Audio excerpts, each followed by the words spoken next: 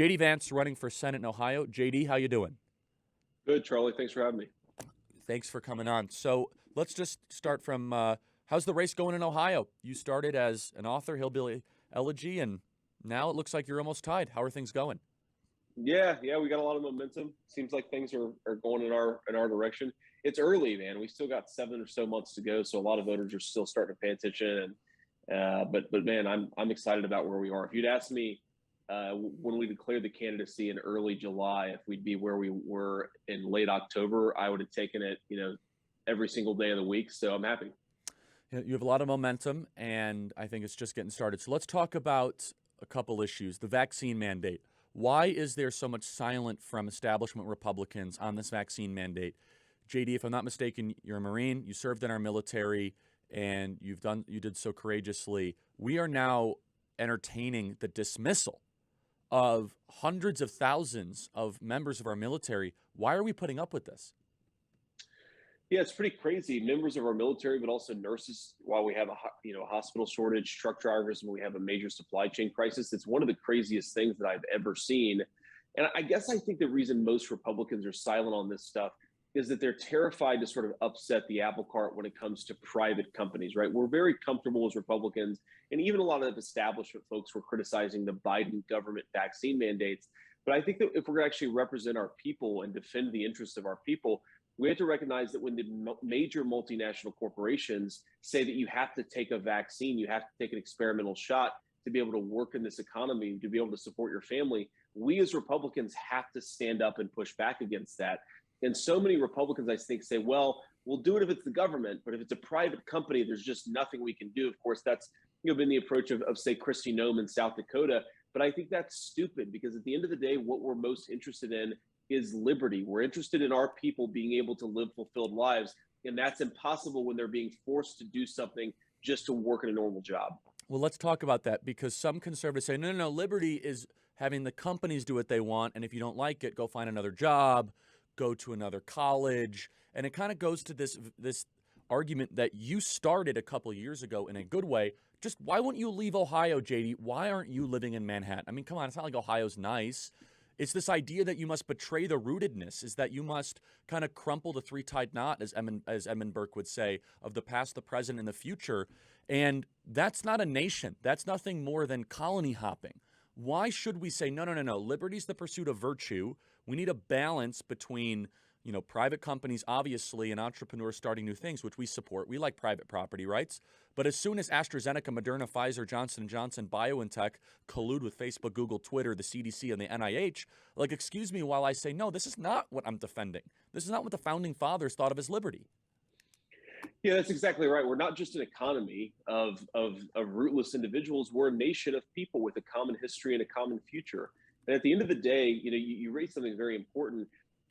The division between the government and the private sector when it comes to these vaccines is very bizarre, right? Because it's not just the private sector over here, the government over here. What it is the government is very often pushing the private sector to do things that maybe the private sector wouldn't like to. And then you have the private sector using the government as a cudgel to do something that it couldn't do on its own. Yes. And then, of course, the people who are approving the drugs sit on the boards of the FDA and the NIH. I mean, the really disgusting, swampy way in which all of these institutions interact and depend on one another is one of the reasons why I think this is the moment where conservatives have to stand up and say enough is enough. I don't want to live in a country where a private company can force people to do what they want to do just to live their lives. That at the end of the day, you should have the right to at least earn a living for yourself and your family. You shouldn't be forced to take Pfizer's experimental vaccine if you want to do that.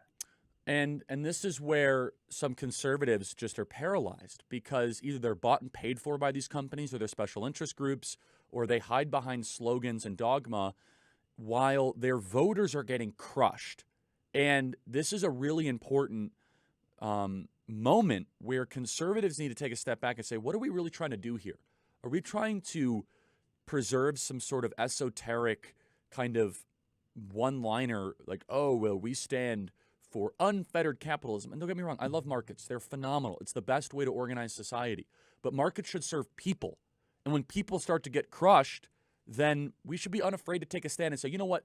No, you're not allowed at Ohio State University to mandate a vaccine. You know, you're not allowed at the United States military to discharge Marines because they don't want to take a vaccine.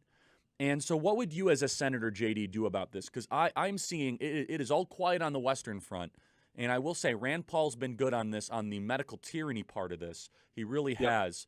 And I think Josh Hawley's been really good on the corporate overreach part of it, kind of different, you know, focuses, and Senator Cruz as well. But what would you do as a senator? What's the message you would bring with this issue? Because this is one of the top issues for me, and I know for our listeners. Yeah, I don't think there's no reason we couldn't do at the Senate level, at the federal level, what Ron DeSantis has effectively done in Florida, which is say neither the government nor a multinational corporation will force someone to take the shot in order to earn a living.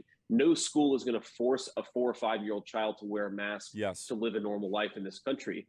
These are decisions that have been made by government leaders to effectively allow this medical tyranny. Of course, Dr. Fauci sits at the top of it. There's an entire public health bureaucracy underneath. Those people have been given free rein by our leaders. It's a simple fact of reining these folks in, right? Put the dogs on a leash, say you're not allowed to go so far. You're not allowed to force people to do what you want them to do in order for them to live a normal life. That's really all this is about, right? Most people in our country, some want the shot, some don't. They just want to be able to live their lives in accordance with their own values without being constantly told what to do by people who hate them. And whenever I push back against vaccine mandates, Charlie, you know, one of the things that I always hear from people from the left is, well, George Washington required smallpox inoculation, 240 years ago in the Continental Army. And I said, well, yeah, that's a fair argument if you assume that George Washington and Anthony Fauci are the same people, but they're not. It's a different set of leaders. It's a different disease with a different mortality profile. We have to have a different response to it in this era. George Washington was the president of the Order of Cincinnatus, which your hometown Cincinnati is named after. That's right. Cincinnatus was a Roman general who served in the war and went back to his farm after he was serving. Fauci's not going back to a farm and giving up power anytime soon. When George Washington did not automatically become dictator, King George looked to his advisor. He said, if that is true, and George Washington is not becoming king, he's the greatest man to have ever lived. That is a quote from King George. So now, JD, I want to talk about there's a super PAC Club for Growth that is spending ads against you, but it's bizarre for them to try to attack you on Trump credentials.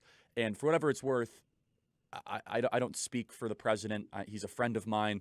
I did write a book that did very well called The MAGA Doctrine. I would say you are the best kind of heir to Trumpism in Ohio, without a shadow of a doubt. But what's been really interesting, it's not about Trump. That's not what this is about. What it's about is that you're willing to talk about breaking up companies, corporate tyranny, and international trade. Can you talk a little bit about this? Because I find it repulsive that this group is spending money against you while they also oppose Trump. It's kind of this kind of weird AI deepfake that's going on.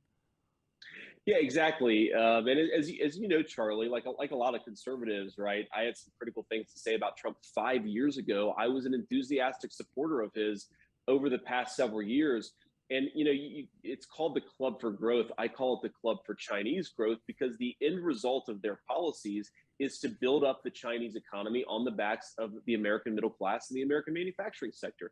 They hate the idea that I am defending Trump's tariffs. They hate the idea that I'm defending the concept that we should have manufacturing and economic independence in this country. And so they're spending $1 million of ads against me to try to take down my candidacy, which, as we talked about earlier, has a lot of momentum. At the end of the day, I take it as a positive sign that this organization that's endorsed Ben Sass, Jeff Flake, a lot of other rhinos over the past 4 or 5 years is attacking me. I welcome their attacks. I welcome the fact that they're standing against me, because I think it sends an important signal.